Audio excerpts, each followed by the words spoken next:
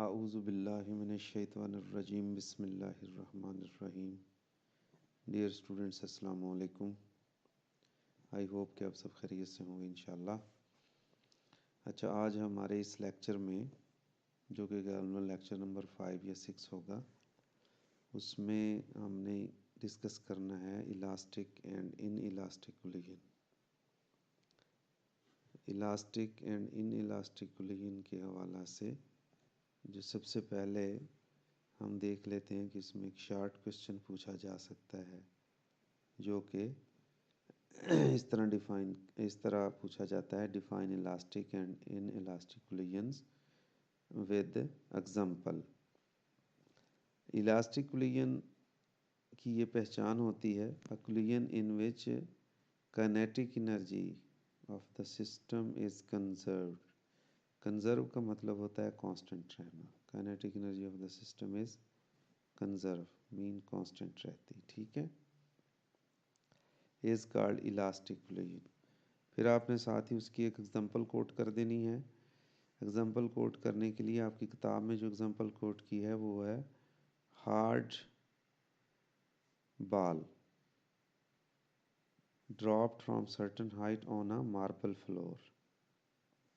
It rebounds with the same initial rebounds to the same initial height. अगर वो वापस अपनी सेम इनिशियल हाइट में, यानी जिस हाइट से उसको फेंका गया था, फ्लोर पे टकराने के बाद वो वापस उसी हाइट पे चली जाए, तो इसका मतलब है कि जितनी उसके पास एनर्जी थी शुरू में, वो काइनेटिक एनर्जी में कन्वर्ट हो गई, और फिर वापस जाते हुए जो काइनेटिक एनर्जी उसके पास थी वो पोटेंशियल एनर्जी में कन्वर्ट हो गई। और ये एक ही सूरत में ऐसा पॉसिबल है कि जितनी एनर्जी यहाँ पर उसके पास थी, वो यहाँ पे इस टकराव के दरमियान कोई एनर्जी जो है वो यूज़ ना हो, तो फिर हम कहते हैं कि इस तरह का कोलिजन जो है वो इलास्टिक कोलिजन है, क्योंकि इसमें कोई एनर्जी ज़ाया नहीं हुई। टोटल एनर्जी जितनी काइनेटिक एनर्जी सिस्टम के पास थी कोलिजन से पहले, उतनी ही कोलिजन के बाद है। यानी जितनी काइनेटिक एनर्जी यहाँ पे फर्श के साथ कोलाइड होने पर थी, जब ये कोलाइड होकर वापस ऊपर की डायरेक्शन को इसने चलना शुरू किया, तो उतनी ही काइनेटिक एनर्जी उसके पास थी जितनी कोलाइड होने के बिफोर थी। इसका मतलब है कि यहाँ पे कोलिजन के दौरान नो एनर्जी लॉस हुआ है, यानी no energy loss mean no kinetic energy loss. तो इस सूरत में फिर हम यहाँ पर ये बात कर लेते हैं कि एनर्जी लॉस जो है वो no loss in kinetic energy होता है। तो ये this is an example of elastic collision. इस तरीके से ये एग्जांपल ज़ाहिर है आपने याद तो यही करनी, इसको कोट कर देना है। अब हम आ जाते हैं इन इलास्टिक कोलिजन की तरफ। इन इलास्टिक कोलिजन ऑब्वियसली उसके अपोजिट होगा, जिसमें is not conserved. The collision in which kinetic energy of system is not conserved. इसमें एक लफ्ज़ लिख लेना है आपने, not conserved, जो कि मिसिंग है यहाँ पर। is called inelastic collision. is called inelastic collision. ये इलास्टिक की जगह क्या लफ्ज़ आएगा? inelastic collision, ये भी ठीक कर लीजिएगा। अब उसकी एग्जांपल है कोलिजन ऑफ टेनिस बॉल्स, यानी अगर दो टेनिस बॉल आपस में कोलाइड करें तो उनका जो कोलिजन है वो कहता है कि example of inelastic collision है। उसकी वजह क्या है?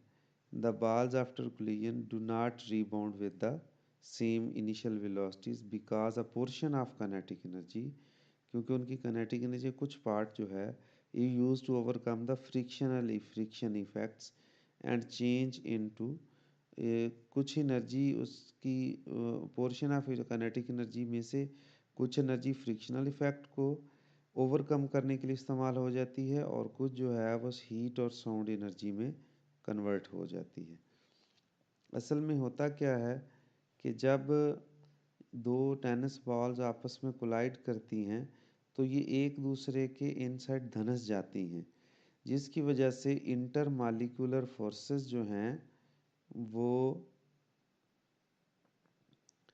कम इनटू प्ले, मतलब वो एक दूसरे के साथ इंटरेक्ट करती हैं इंटरमालिक्यूलर फोर्सेस की वजह से, और इंटरमालिक्यूलर फोर्सेस की वजह से जब वो टकरा के वापस आना चाहती हैं तो इंटरमालिक्यूलर फोर्सेस की वजह से उन फोर्सेस को ओवरकम करने के लिए, उन बाल्स को जुदा करने के लिए कुछ एनर्जी यूज़ होती है, तो उसमें काइनेटिक एनर्जी इस्तेमाल हो जाती है। तो इसलिए हम कहते हैं कि ये इन इलास्टिक कोलिजन, इसमें काइनेटिक एनर्जी, और कुछ फिर हीट एनर्जी में कन्वर्ट हो जाती है और कुछ साउंड एनर्जी में भी कन्वर्ट हो जाती है, आवाज़ पैदा होती है। ठीक है, अब हम elastic and inelastic collision one dimension में डिस्क्राइब करते हैं।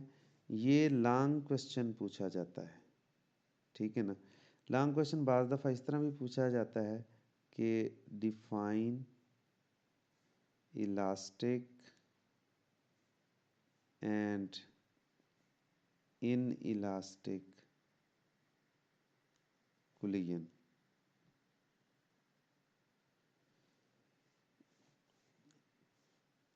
Also describe elastic collision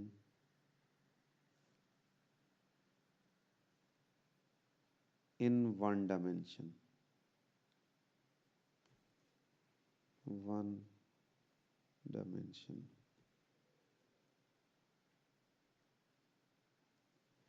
ठीक है, इस तरीके से। अब हम बात करते हैं elastic collision in one dimension की। तो elastic collision in one dimension के लिए हम कंसिडर करते हैं two smooth, hard and non interacting balls moving with velocities v1 along the v1 and v2 along the same straight line. Suppose the balls collide and after collision balls m1 move with velocity v1 prime and ball m2 move with velocity v2 prime. According to law of conservation of momentum, हमें पता है कि conservation of momentum ये कहता है momentum before collision is equal to momentum after collision. तो before collision पहली ball का मोमेंटम और बिफोर कोलिजन दूसरी बाल का मोमेंटम, तो जो दोनों का सम किया तो टोटल मोमेंटम बिफोर कोलिजन, और ये टोटल मोमेंटम आफ्टर कोलिजन। तो इस तरीके से m1 v1 m2 m1 v1 prime, ये जो m1 v1 प्राइम था, यानी m1 वाली टर्म्स एक साइड पे कर ली, m2 वाली दूसरी साइड पे कर ली, ये m2 v2 इस तरफ आ गया तो ये माइनस हो गया। ठीक है, अब इसमें m1 कॉमन ले लिया यहाँ से, तो m1 जब कॉमन लिया तो बाकी बचा v1 और माइनस v1 प्राइम। इसी तरीके से यहाँ पे m2 कॉमन लिया तो v2 प्राइम और माइनस v2, इसको इक्वेशन नंबर 1 कह लिया। अब सिंस कोलिजन इज इलास्टिक, अब हम किसको डिस्क्राइब कर रहे हैं, इलास्टिक कोलिजन को। So according to conservation of kinetic energy, तो काइनेटिक एनर्जी की कंजर्वेशन के बाद के मुताबिक total kinetic energy before collision, ये देखें ये काइनेटिक एनर्जी पहली बाल की है कोलिजन के बिफोर, और ये काइनेटिक एनर्जी दूसरी बाल की है कोलिजन के बिफोर, और ये सम कर दिया तो इसका मतलब है ये हो गई total kinetic energy before collision. और इधर अगर आप आ जाएं तो इसमें total kinetic energy after collision. फिर उसी तरीके से अलहदा कर लिया एक टर्म को, जिसमें m1 और m2 जो है वो शामिल होंगे, m1 इसमें शामिल है और इसमें m2, इन दोनों टर्म्स में m2 शामिल है, इनको अलहदा कर लिया। तो यहाँ से असल में इससे पहले स्टेप में 1/2 1/2 1/2 कैंसल आउट हो गए हैं सारी टर्म्स में ना। तो यहाँ से m1 कॉमन लिया तो ये v1 square minus v1 prime square, यहाँ से m2 कॉमन लिया इसमें से तो यहाँ पर आ गया v2 prime square minus v2 square. अब इस पे फार्मूला लगा लिया, ए स्क्वायर माइनस बी स्क्वायर वाला, वो हमें पता है बराबर होता है ए प्लस बी और ए माइनस बी। तो जब ए प्लस बी किया तो उस सूरत में ये पहली टर्म आ गई और ए माइनस बी में दूसरी आ गई, इसी तरीके से यहाँ पर और यहाँ पर। अब डिवाइड कर दिया इक्वेशन 2 को इक्वेशन 1 से, तो डिवाइड करने फिर राइट हैंड साइड पे डिवाइड कर दें और लेफ्ट हैंड साइड पे डिवाइड कर दें। तो इक्वेशन 2 को डिवाइड 1 से करना है तो न्यूमरेटर में इक्वेशन 2 की टर्म्स आ गई, ये देखें, और डिनोमिनेटर में इक्वेशन 1 लेफ्ट साइड पे।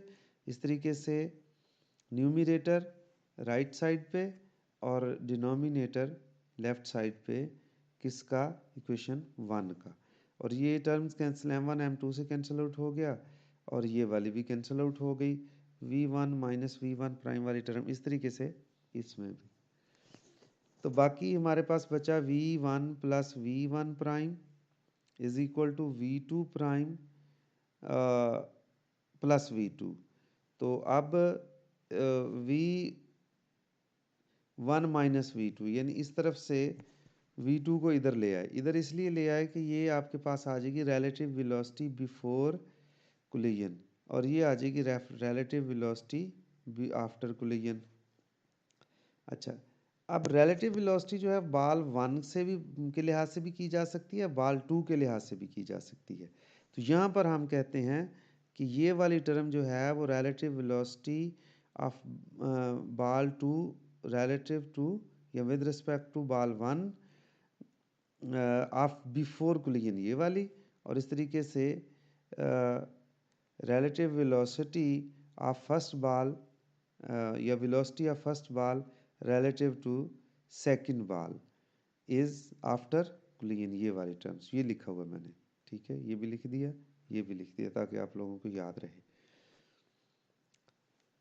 तो फिर इस इक्वेशन से ये जो इक्वेशन है हमारे पास लास्ट हमने कंक्लूड किया ये वाला रिजल्ट, इस रिजल्ट से हमारे पास ये कंक्लूजन होता है। कंक्लूजन क्या है, relative velocities before and after collision are same in magnitude but opposite in direction. ये इक्वलिटी हमें सेम इन मैग्नीट्यूड बता रही है, ये नेगेटिव साइन जो है वो बता रहा है कि ये relative velocity opposite in direction है। अब इसका क्या मतलब है relative velocity opposite in direction का? इसका मतलब है कि जो magnitude of relative velocity of approach, magnitude of relative velocity of approach is equal to the magnitude of relative velocity of separation।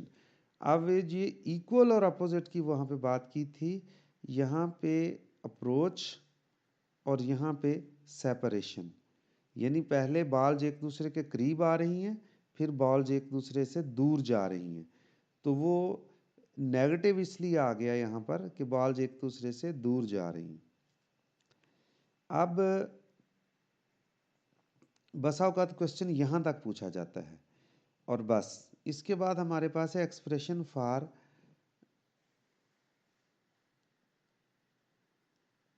v1 prime and v2 prime. अब हम इसको further proceed करना है। इसको फर्दर प्रोसीड करने के लिए या तो हम डायरेक्ट एक्सप्रेशन लिख लेंगे या फिर हम उसको कैलकुलेट कर लेंगे, और यहाँ पर हम उसको देखते हैं कि किस तरीके से कैलकुलेट किया जाता है।